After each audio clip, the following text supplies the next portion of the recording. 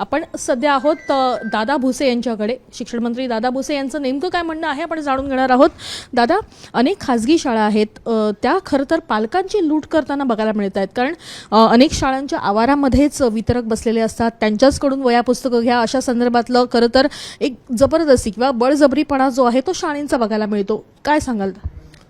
मला वाटतं की अशा पद्धतीने कोणत्याही खाजगी शाळेला कंपल्शन करता येणार नाही आणि त्याने ते तसं करू नये या संदर्भातले ऑलरेडी नियम आहेत.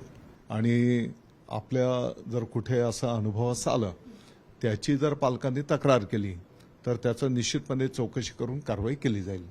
अशा काही ज्या खाजगी शाळा आहेत जे पालकांना वेठीस धरतात किंवा अशा पद्धतीनं मनमानी कारभार करतात, शासनाकडून अशा शाळांसंदर्भात काही कारवाई करण्यासंदर्भात काही आदेश लागू केले जाऊ शकतील का?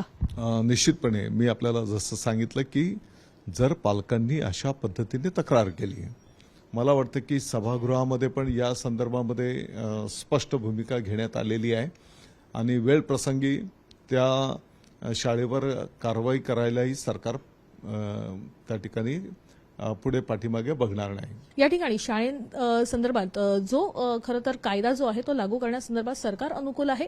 तसेच GR याच्या आधी देखील काढलेला आहे, मात्र नव्यानं देखील त्या संदर्भात GR काढला जाईल असं स्पष्टीकरण दादा भुसे यांनी या ठिकाणी केलेलं आहे. कॅमेरा पर्सन गणेश वैदेही काणेकर, साम टीव्ही न्यूज, मुंबई.